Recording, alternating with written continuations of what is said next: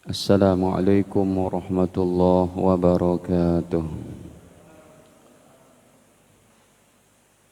Alhamdulillah, alhamdulillahilladzi waffaqa man syaa min ibadihi li afdali ta'at wa iktisabi akmalil kamalat. Ashhadu an la ilaha illallah wahdahu la syarika lah al-muttasif bi jami'i sifatil kamalat. وأشهد أن سيدنا ونبينا محمدا عبده ورسوله أفضل المخلوقات صلى الله عليه وعلى آله وصحبه الأنجم النيرات صلاة وسلاما دائمين ما دامت الأرض والسماوات أما بعد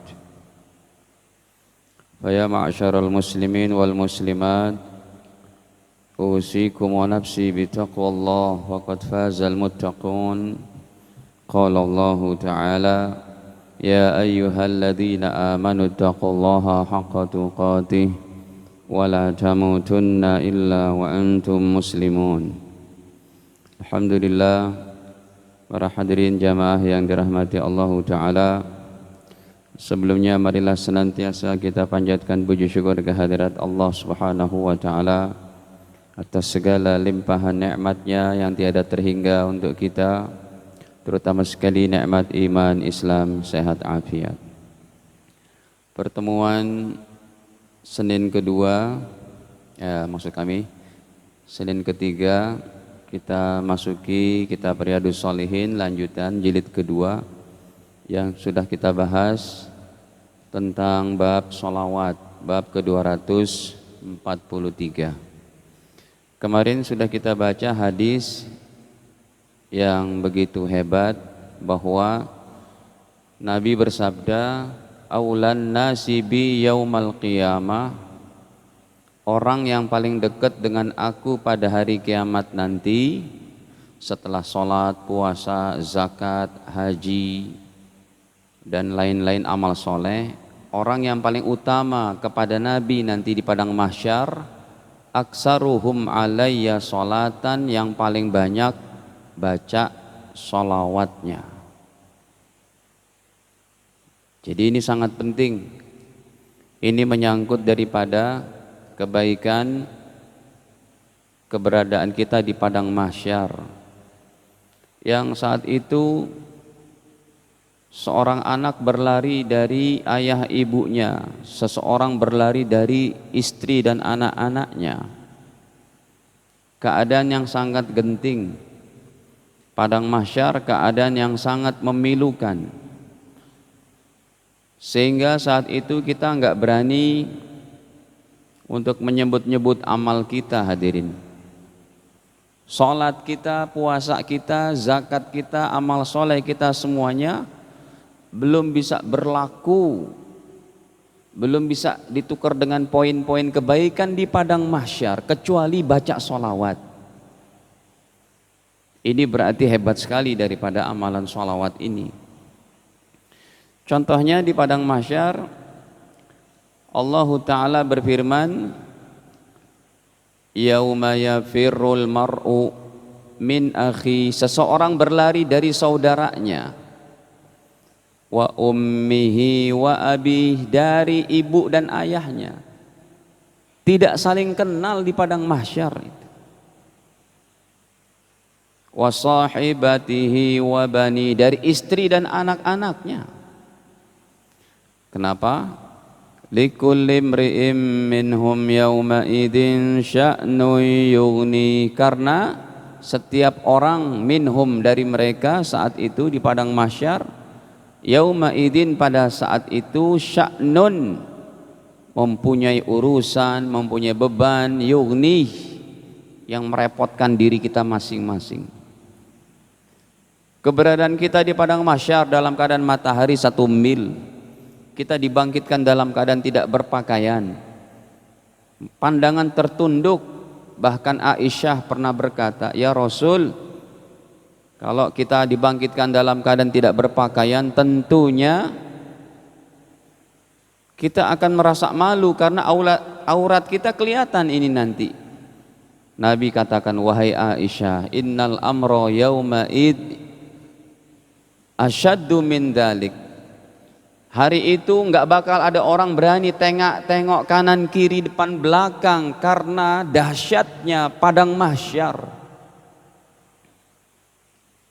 Ibu, bapak, anak, istri, suami semuanya berpencar. Dan keringat kita sesuai dengan amal soleh dan iman kita. Ada yang selututnya, ada yang sepahanya, ada yang sedada, ada yang keringatnya menenggelamkan dirinya, hadirin. Ini disebutkan oleh Nabi dalam hadis Sahih Bukhari, kalau di Maktabah Syamilahnya 4435. Jadi hadirin, sampai sholat kita, amal-amal kita yang lain nggak berani itu, nggak berani kita sebutkan, angkat tangan pun nggak pernah, nggak berani di padang mahsyar. Ya Allah, kami pernah sholat, kami pernah puasa, bahkan kami pernah haji, duduk bersimpu, menangis, berdoa di hadapan Ka'bahmu ya Allah. Belum berlaku hadirin di padang mahsyar, blank kalau bahasa gaulnya tuh. Blank semuanya, Pak.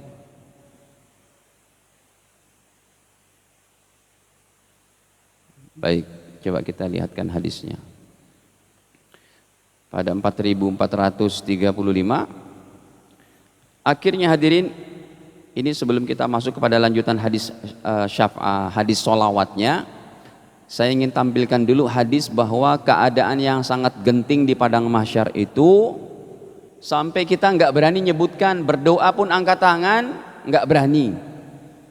Karena poinnya nih Bapak Ibu, poinnya kenapa? Karena padang mahsyar merupakan puncak murka Allah Ta'ala. Kalau di dunia dari zaman Nabi Adam sampai nanti sampai kiamat ada bencana-bencana hebat di permukaan bumi ini, itu belum murka Allah karena dosa-dosa kita, belum. Ada gempa bumi, ada tsunami, ada gunung meletus, ada kecelakaan ini, kecelakaan itu belum murka Allah karena dosa-dosa kita. Karena musibah malapetaka semua berasal dari dosa kita. Surat Al-Ankabut pada ayat ke-40. Fakullan akhadna bidzambi, semuanya kami timpakan, ya. Surat ke-29 pada ayat berapa tadi? 40. Fakullan, semuanya kami timpakan musibah malapetaka bidzambihi, karena dosanya. Ada tsunami lah, ada ini itu, ada gempa bumi, ada gunung meletus, tapi itu bukan pada murka Allah yang pada puncaknya. Puncak murka Allah berada di padang mahsyar. Faminhum man arsalna alaihi hasiba, sebagian dari mereka ada yang kami timpakan dengan hujan batu kerikil, seperti kaum Nabi Lut di Jordan, ditimpakan hujan batu, Pak. Wa minhum man akhadathu sayhah, sebagian lagi ada yang ditimpakan dengan suara menggelegar, seperti kaum Ad, keluar dari telinga dan hidung-hidung mereka darah-darah, mati mereka. Wa minhum man khasafna bihil ard, sebagian lagi ada yang kami tenggelamkan di perut bumi seperti Qarun. Wa minhum man aghraqna, sebagian lagi ada yang kami tenggelamkan di lautan, di banjir bandang seperti Fir'aun. Wa ma kana Allah liyazlimahum, Allah tidak menzalimi mereka, walakin kanu anfusahum yazlimun, manusia itu yang banyak dosa.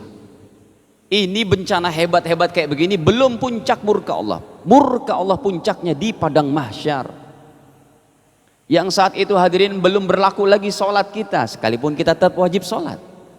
Puasa kita nggak berani kita jadikan alasan, ya Allah kami pernah ini, tidak berani. Sampai para nabi pun orang-orang soleh, bukan cuma kalangan ulama dan wali-wali hadirin, para nabi angkat tangan. Saat itu kita hanya bisa mengandalkan orang-orang soleh. Singkat cerita, ini hadis cukup panjang.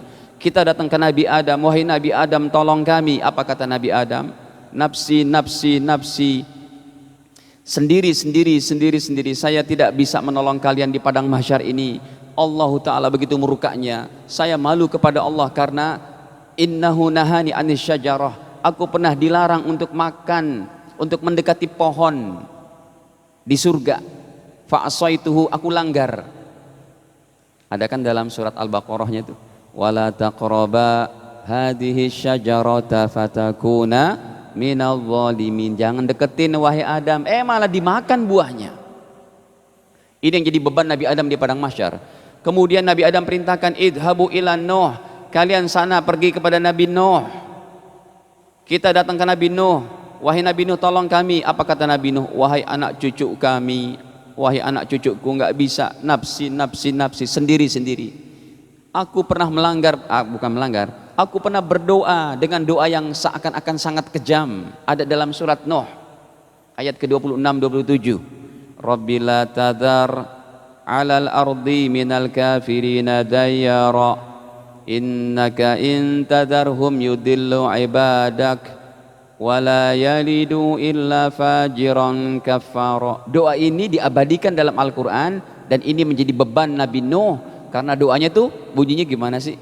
Rabbi wa qala Nuh, berkatalah Nabi Nuh, Rabbi ya Allah Tuhanku, la tadar, jangan engkau sisakan alal ardi, di permukaan bumi ini, minal kafirin, dari orang kafir itu yang menyiksa aku, menghinakan aku dan mengganggu, menghalang-halangi dakwahku. Dayyara, habiskan semua ya Allah.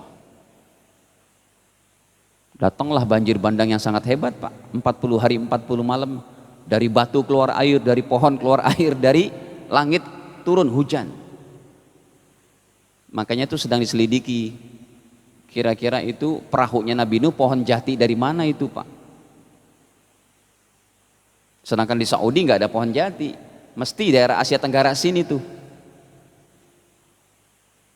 Bisa jadi Pak, pohon jati Cirebon gitu ya, wallahu a'lam.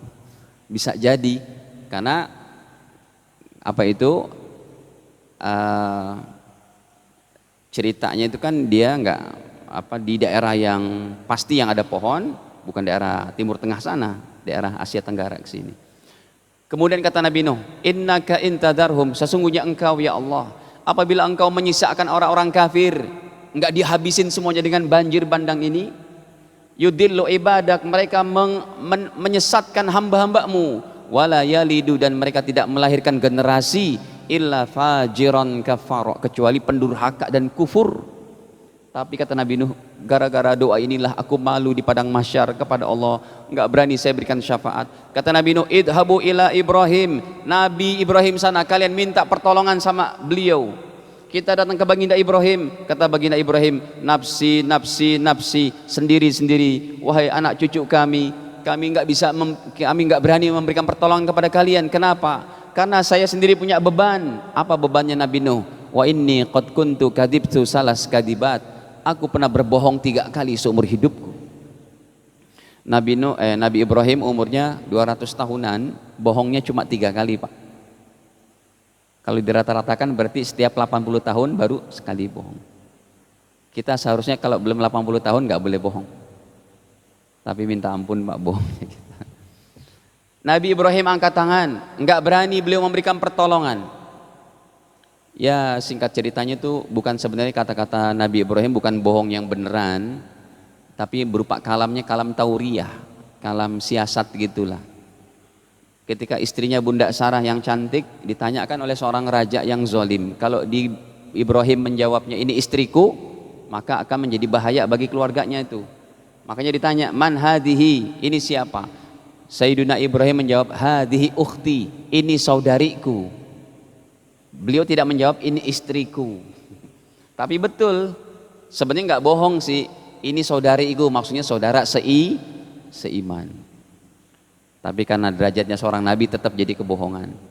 Yang kedua, diajak kaumnya untuk keluar kampungnya, beliau berkata inni sakim, aku sakit, padahal sehat afiat beliau. Maksudnya sakit, hatinya yang sakit melihat kaumnya, pamannya menyembah berhala.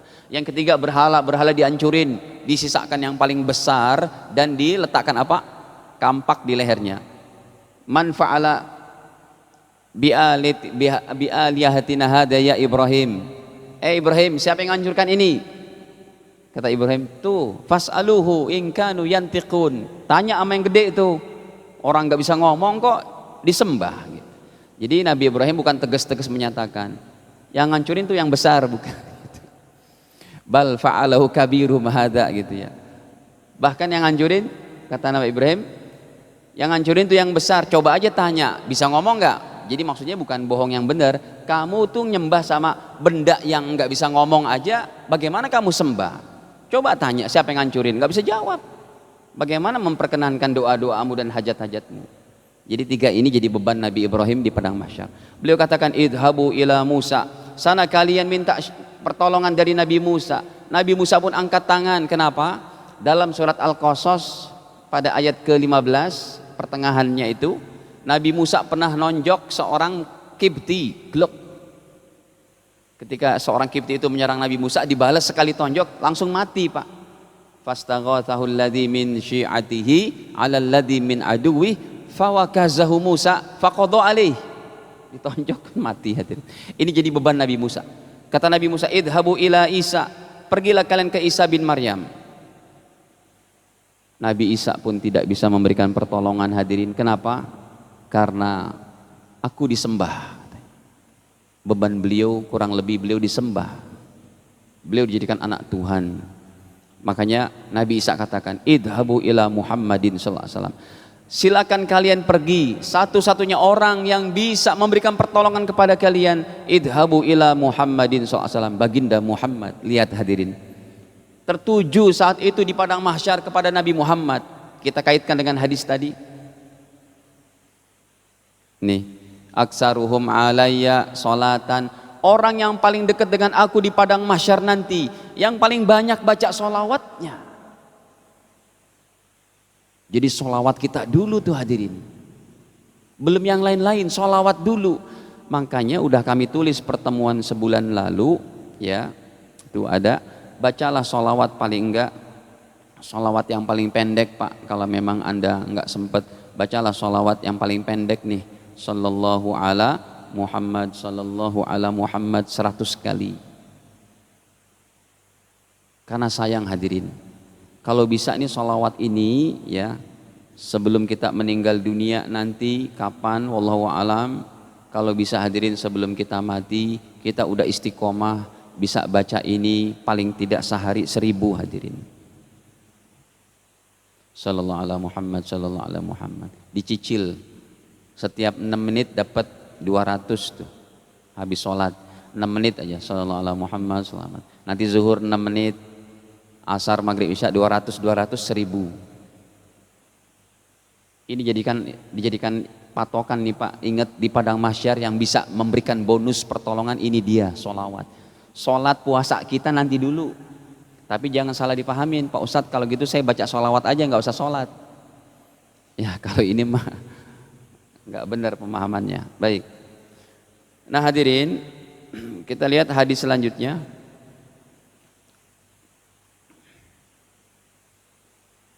Ini yang Nabi katakan juga bahwa inna min afdali ayyamikum, sesungguhnya hari-hari kalian yang paling afdal adalah yaumal jum'ah, hari Jumat. Fa'aksiru alayya minas sholati fih, maka perbanyaklah baca sholawat pada hari Jumat. Khusus hari Jumat lebih hebat lagi kalau bisa baca sholawatnya. Kenapa? Fa inna sholatakum ma'rudatun alayya, karena bacaan sholawat kalian disampaikan ke kuburku. Ini penting hadirin. Ini berkaitan dengan hidupnya para nabi di alam kuburnya, di alamnya, di alam barzakh. Mereka tidak mati, mereka tidak boleh dikatakan mati. Makanya para sahabat langsung bertanya, Pak. Alhamdulillah hadis ini masih abadi, sudah 1400 tahun. Sahabat langsung bertanya biar kita enggak susah memahaminya. Qalu, para sahabat bertanya, ya Rasulullah, wahai Rasulullah, wa kaifa tu'radu alai wa kaifa tu'radu salatuna alaika, bagaimanakah bacaan salawat kita disampaikan alaika ke kubur engkau, waqad aramta, bukankah Tuhan sudah menjadi tulang belulang? Atau dalam bahasa yang lainnya kata para sahabat, waqad balita, bukankah engkau sudah bercampur tanah? Bagaimana salawat kami disampaikan? Qal, baginda menjawab, innallaha, sesungguhnya Allah, harrama alal ardi, mengharamkan ke atas tanah, ajsadal anbiya, jasad para nabi. Cuma Imam Nawawi tidak melanjutkan keterangan kehidupan para nabi di alam kuburnya. Baik, kita bawakan sedikit hadirin. Kata Nabi, sholawat kalian itu disampaikan kepada aku. Sholawat, ini pertemuan yang Riyadhus Shalihin jilid pertama ya. Wanita ngasih minum anjing gitu ya. Baik. Jadi hadirin, kata Nabi, sholawat kalian disampaikan ke kuburku. Kata para sahabat, bagaimana disampaikan? Bukankah engkau sudah menjadi tulang belulang ya Rasul? Kata Nabi, tidak. Allah mengharamkan jasad para nabi dimakan sama tanah. Baik hadirin, dalil pertama, para nabi di alam kuburnya, contohnya dalam Al-Baqarah ayat 154. Ini ada teruntuk, ayat ini untuk orang biasa, orang kayak kita mati syahid. Orang mati syahid, orang biasa nih, bukan nabi, level-level bukan nabi. Orang kayak kita mati syahid berjuang dalam rangka menyebarkan agama Allah, dalam rangka membela agama Allah, membela umat Islam yang dizolimi, mati. Allah katakan haram kamu katakan mereka mati di alam kuburnya. Gampang banget tuh bunyi ayatnya, bahasa Arabnya pun tidak terlalu susah. Ya. Wala taqulu liman yuqtalu fi sabilillahi amwat.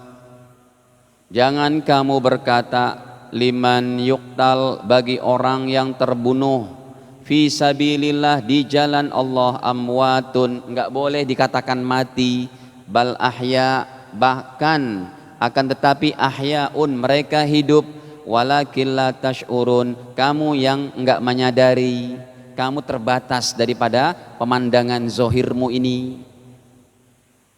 Enggak boleh dikatakan mati. Kalau orang biasa aja enggak boleh, apalagi para nabi. Coba kita bongkar-bongkar hadisnya yang agak jauh juga ya hadirin.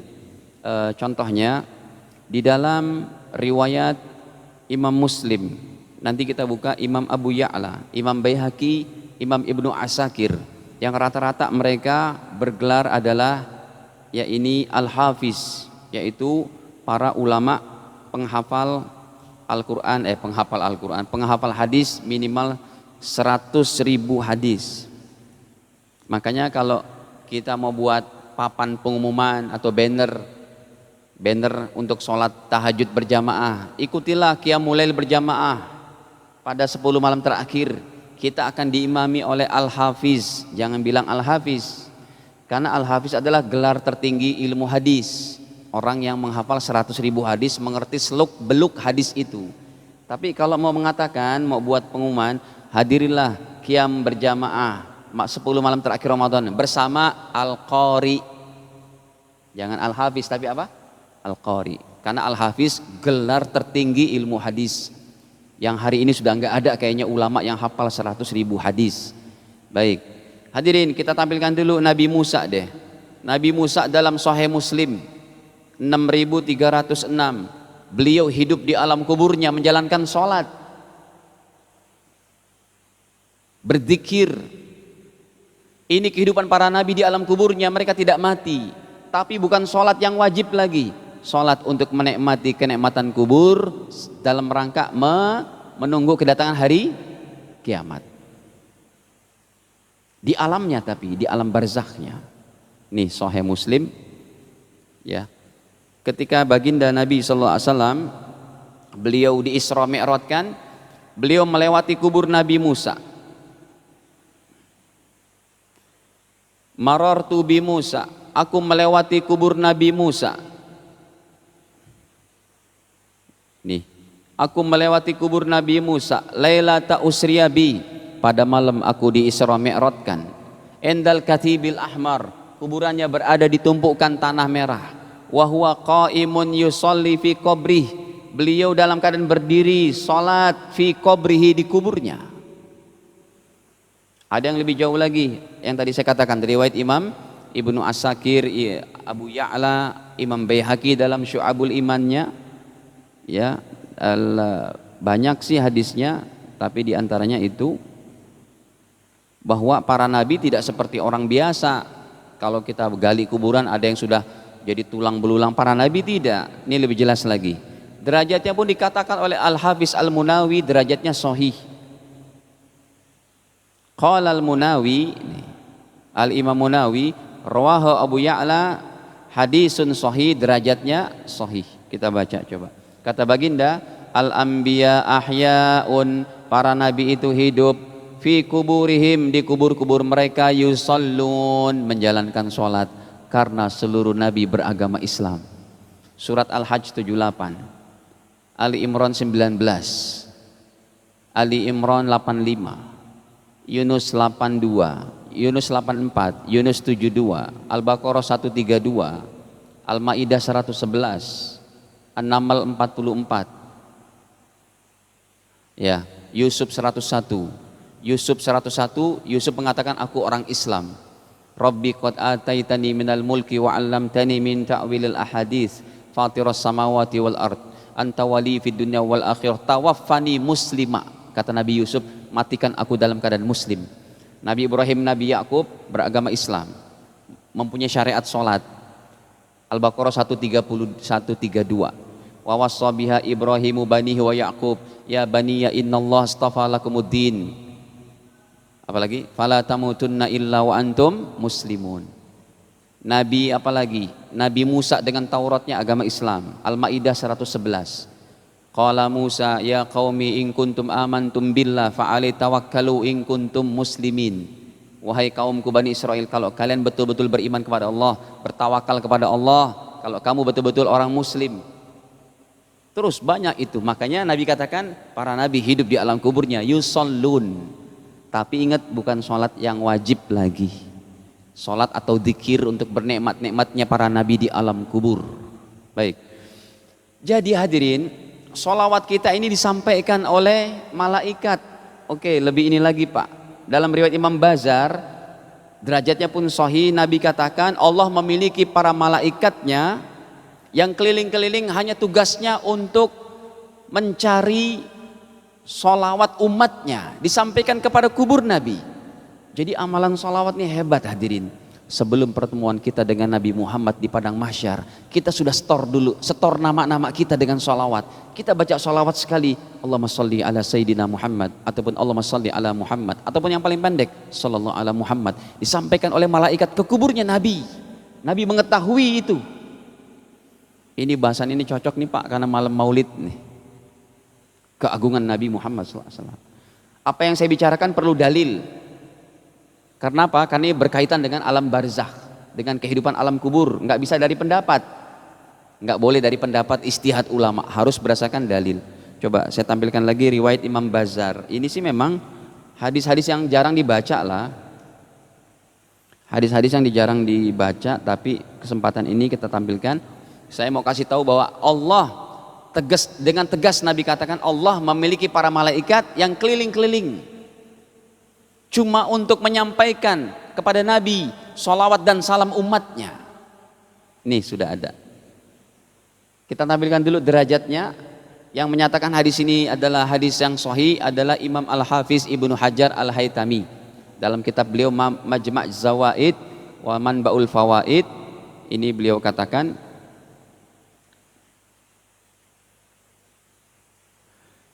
Rawahul Bazzar, riwayat Imam Bazzar, warijaluhu rijalus sahih, para perawi hadisnya pun perawi hadis yang sahih, orang-orang yang kredibel, maka derajat hadisnya sahih.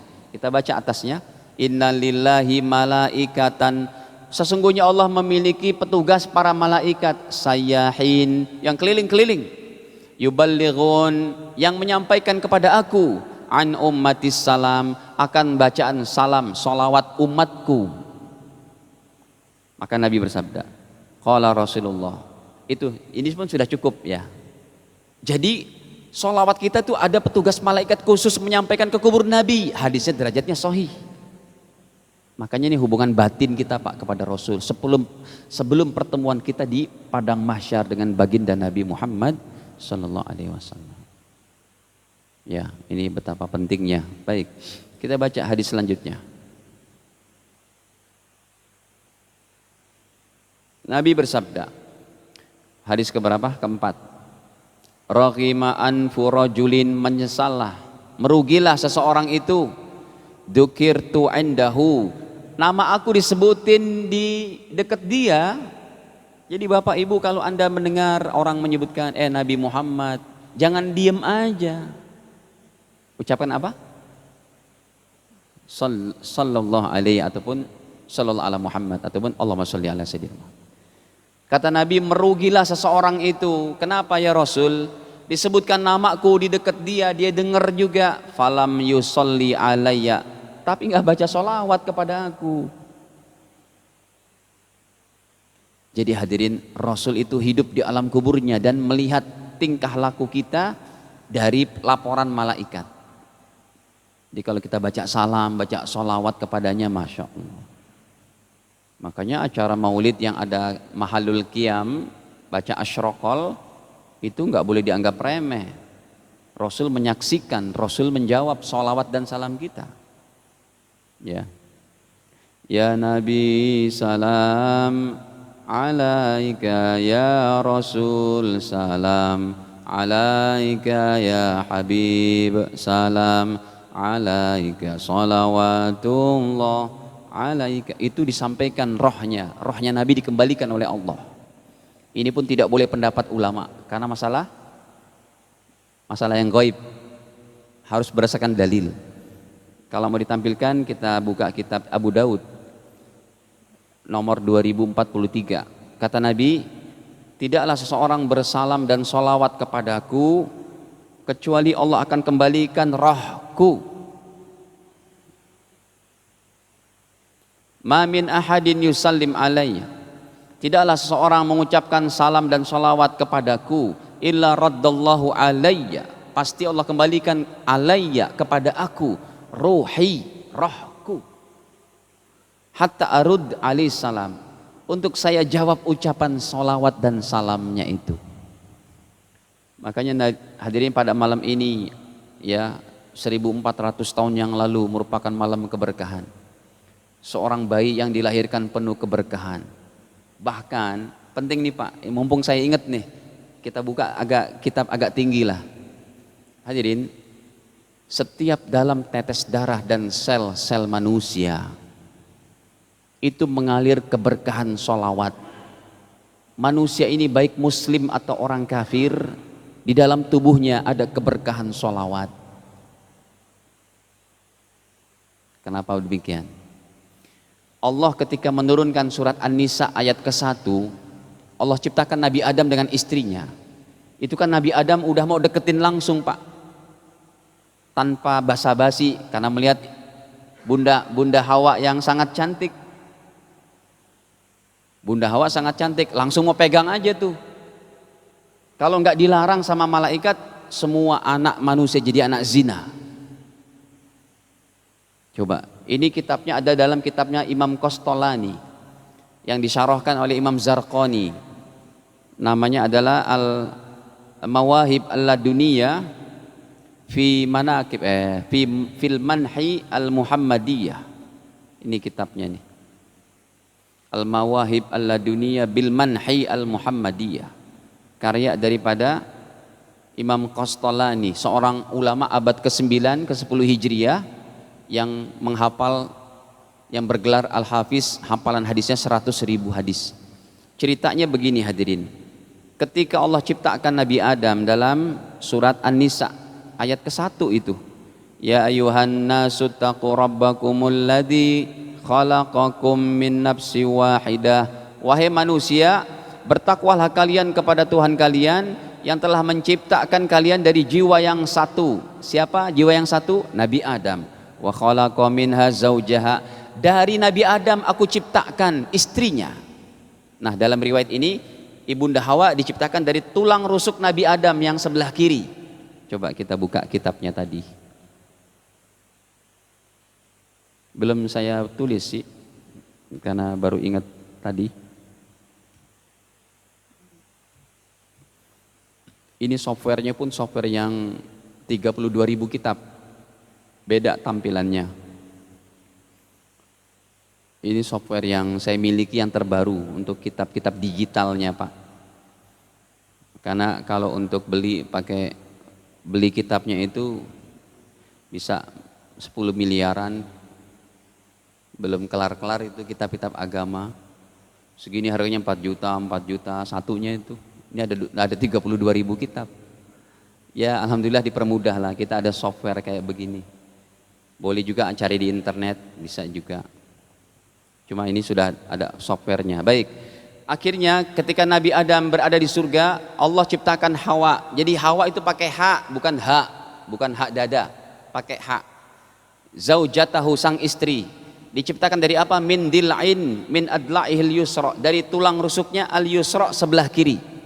Wa huwa naim, dioperasinya itu oleh malaikat dalam keadaan tidur. Wa sumyat Hawa, dinamakan bunda Hawa Hawaun li'annaha khuliqat min hayy, karena beliau diciptakan dari orang hidup, Nabi Adam. Ini untuk menunjukkan Allah Maha mampu. Allah mampu menciptakan satu manusia tanpa ada suami istri, jadilah Adam. Allah mampu menciptakan manusia dengan tanpa istri, jadilah Hawa. Allah mampu menciptakan manusia tanpa suami, jadilah Isa. Dan Allah Maha mampu memperkembangbiakan manusia dengan perantaraan suami istri, jadilah kita semua. Baik, sempurna kan? Contoh-contohnya sempurna. Falamastaiqadha, ketika Nabi Adam bangun tidur, waro'aha, beliau melihat bunda Hawa. Ih, cantik sekali. Tingginya 30 meter, 60 hasta. Ya, Nabi Adam tingginya sepohon kelapa. Kan kuburannya ada tuh bunda Hawa di Jeddah itu. Panjangnya sepohon kelapa. Baik, sakan ilaiha, maka Nabi Adam merasa nyaman gitu ya. Mau mendeketin aja tuh, kata malaikat, mah ya Adam, wahai Adam, sebentar, sabar dikit. Kata Nabi Adam, walima, kenapa? Jadi bahasa Arab perkataan kenapa bisa juga dengan lam dan mim tanpa alifnya. Walima, pendek aja. Kenapa? Waqad khalaqallahu li, bukankah Allah sudah ciptakan untuk aku? Qalu, kata malaikat, sebentar, kamu ini belum halal. Tuh lihat Pak, kalau Nabi Adam langsung jebret-jebret saja itu, apa enggak bahaya itu? Kata malaikat, pesan dari Allah begini, hatta tuaddi mahroha, kamu kan belum bayar mas kawinnya, belum sah. Wama mahruha, apa mas kawinnya? Qalu, kata malaikat, mas kawinnya adalah tusolli ala Muhammadin SAW, baca sholawat 3 kali, jadilah halal. Makanya anak cucunya menjadi anak sah, bukan anak zina. Jadi saya katakan sholawat ini keberkahannya adalah jiwa setiap manusia, setiap tetes darahnya, baik muslim atau non muslim. Jadi hadirin, ini penting banget ya, jangan tinggalkan sehari-hari untuk baca sholawat. Apalagi kalau bapak-bapak yang sudah tidak beraktivitas, bisa diistiqomahkan sehari baca 1000, 2000. Guru-guru kita itu rata-rata para ulama, para habaib, baca sholawatnya di atas 1000 Pak. Ada yang istiqomah 5000 setiap hari, karena keutamaan sholawat lebih hebat. Dia akan bisa memberikan poin-poin terbaik di padang mahsyar sebelum sholat puasa kita berbuat apa-apa untuk kita. Sholawat dulu. Baik hadirin, ini dia hadisnya. Yang kelima, ada yang tanyakan sampai sini? Mumpung masih ada 5 menit sebelum azan, khawatir nanti. Ya, silakan.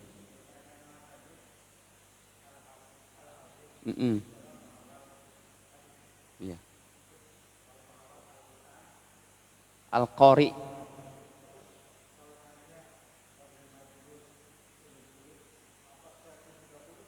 Sama Al-Qari juga.